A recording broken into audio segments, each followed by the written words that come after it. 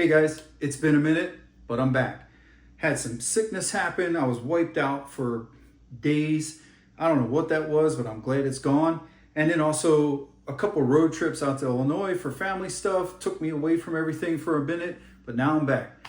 I had a question from someone who took my block of instruction at the Rangemaster Tactical Conference. I had the opportunity to teach at that conference a few years, and I would teach basically recoil mitigation or that aspect of fist fire. Someone asked me during one of my blocks, I talked about the wedge. Mas Ayoob happened to be in attendance and was kind enough to come up and dive deeper into what the wedge is and the background and give some history. It was awesome. Now, I teach the wedge for smaller pistols, smaller statured folks, things like that. However, this person hit me with a really good question, which is, I can use the wedge and achieve a higher level of recoil control. This is a smaller statured person with everything I shoot, whether it's a heavier caliber or a lighter caliber, doesn't matter. If I use the wedge in addition to the other pieces of the fist fire puzzle, muzzle flip is almost non-existent. That's awesome.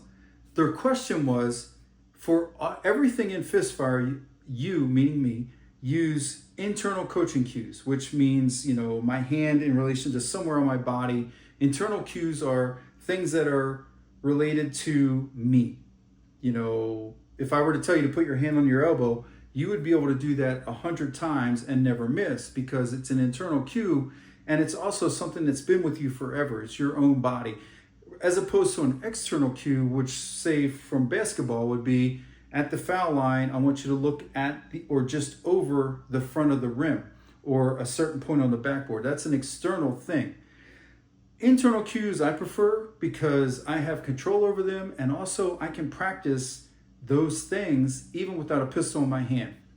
Their question was, what is a good internal cue to marry the hands up so that they are always in a wedge? They're always forming the wedge.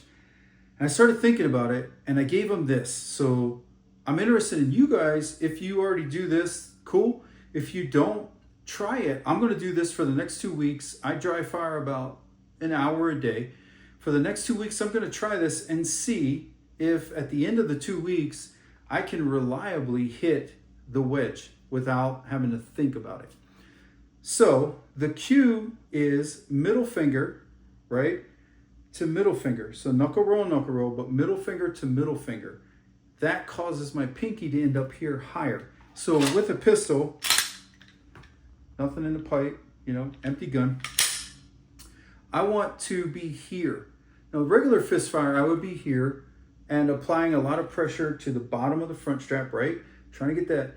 But what this person is finding, because they're smaller, they need to have their pinky up higher and wedged in more. They need more of that. So we started talking about how do we create an internal cue. Again, the internal cue is middle finger to middle finger. So for the next 2 weeks, I'm going to dry fire and I'm going to think about all the things we think about in fist fire. But as I come up, when my hands come together, my thumbs are going to touch, right? That's my first touch point. Then I'm going to think middle finger to middle finger, which is going to cause me to roll my hand. I'm just doing this so you guys can see it. This is not how I'm going to present. Causing me to roll my hand in, and now look at where my pinky is in relation to if my forefinger were down on my middle finger, that puts my hand a little lower. So middle finger on middle finger is the cue I'm going to think about. And that's going to allow me to come up middle finger, and now I have a wedge, if you can see that. So give it a try. I've been playing around with it, using it as a cue, thumbs, middle finger, and that's allowing me to get that grip. You put your hand a little further forward and a little higher, which I'm not sure how that's going to work with the safety, but according to this person, using that cue, reliably hitting that wedge, it's a non-issue. They're not having any issue with the slide locking back on an empty mag or inadvertently bumping the slide lock and locking the slide open when you still have rounds left.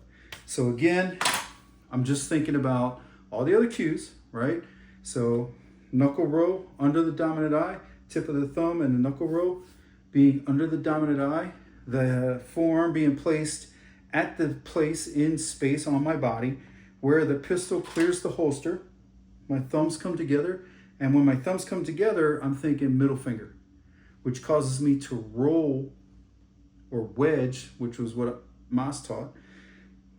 Roll that middle finger in, knuckle roll and knuckle roll, and then get my roll out or my press out. So give it a shot. Let me know what you guys think. In 2 weeks, I'll go to the range. I've had 2 weeks of dry fire with this. I'll go to the range and burn a few rounds, and I'll let you know if it had any effect on my presentation, consistency, as well as my recoil control. You guys have a good one.